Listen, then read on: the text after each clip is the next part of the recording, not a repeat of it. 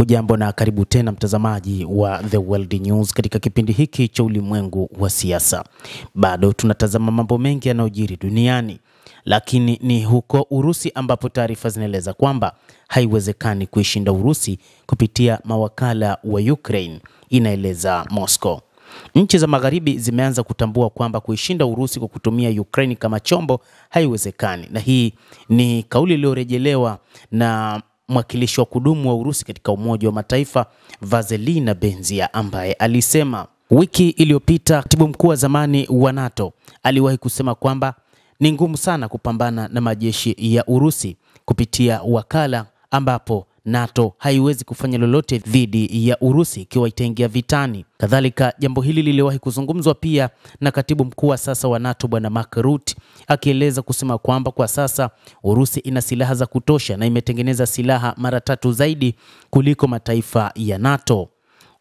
Mataifa mengi ya NATO yanategemea kununua silaha kutoka nchini Marekani, na silaha nyingi zimefanyiwa majaribio vya kutosha kwa kuipa Ukraine na kufanya mashambulizi dhidi ya Urusi, lakini ni silaha ambazo ziliweza kuzuiliwa dhidi ya majeshi ya Urusi. Akizungumza na shirika la habari la RIA Novosti, mwanadiplomasia huyo alisema kwamba mzozo unaoendelea sio sana na Ukraine kama vile magharibi yenyewe, akiongeza kuwa kwa magharibi Kiev inatumika tu kama chombo ambacho wanajaribu kutaka kuishinda Urusi. Moscow imeelezea mara kwa mara juu ya mzozo wa Ukraine kama vita vya wakala vya NATO vilivyoanzishwa dhidi ya Urusi katika juhudi za kudhoofisha usalama wake baada ya miaka mingi ya upanuzi wa umoja huo wa Mashariki. Katika miaka ya hivi karibuni, waungaji mkono kadhaa wa magharibi wa Kiev wametoa wito kwa uwazi kushindwa kwa kimkakati kutekelezwa kwa Moscow. Kulingana na Vasily Nebenzia, matamshi kama hayo yamekuwa katika miji mikuu ya magharibi juu ya kutaka mapambano dhidi ya Urusi, na walipendekeza wakionyesha utambuzi unaokuwa kwamba wanaweza kuishinda Urusi, lakini baadhi ya viongozi wakikiri kwamba kuna kazi kubwa ya kufanya katika kupambana na Urusi na kuishinda.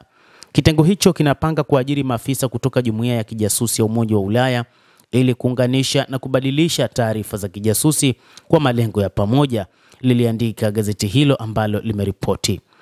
Mpango huo unaendeshwa na mazingira ya usalama yanayoendelea, ikiwa ni pamoja na wasiwasi juu ya madai ya tishio la Urusi na wasiwasi juu ya kupunguzwa kwa msaada wa usalama wa Marekani kwa Ulaya. Msemaji wa tume aliambia vyombo vya habari kwamba uundaji wa chombo maalum ndani ya katibu mkuu unazingatiwa, lakini pia ni chombo ambacho ni cha kijasusi zaidi. Dhana inaendelezwa na majadiliano yanaendelea. Hakuna ratiba maalum iliyowekwa, alisema Nebenzia. Hata hivyo, hatua hiyo inakabiliwa na upinzani kutoka kwa maafisa wakuu katika huduma ya diplomasia ya Umoja wa Ulaya ambao wanasimamia kituo cha ujasusi na hali ya umoja huo, INTCEN. Ripoti hiyo ilisema wanasema kuwa kitengo kipya kinaweza kurudia kazi za INTCEN na kutishia mustakabali wake. Lengo kuu la kitengo hicho kipya ni kukamilisha juhudi zilizopo za kijasusi bila kupeleka watendaji kazini, vyombo vya habari vimeripoti. Mapema mwezi Oktoba, Rais wa Urusi Vladimir Putin alipulizia mbali wasiwasi kuhusu uwezekano wa kutokea mashambulizi ya Urusi dhidi ya NATO, akiita hofu hiyo kuwa ni upuuzi unaoenezwa na nchi za magharibi. Mtazamaji wa The World News, endelea kutufuatilia, lakini ni kusihi tu usisahau kulike, usisahau kucomment, kadhalika na kusubscribe channel hii ili upate habari hizi kwa mapana hapa The World News. Mimi ni Adam Hussein, endelea kuwa nasi wakati wote, endelea kutufuatilia, utaweza kujua mengi yanayojiri katika ulimwengu kupitia The World News.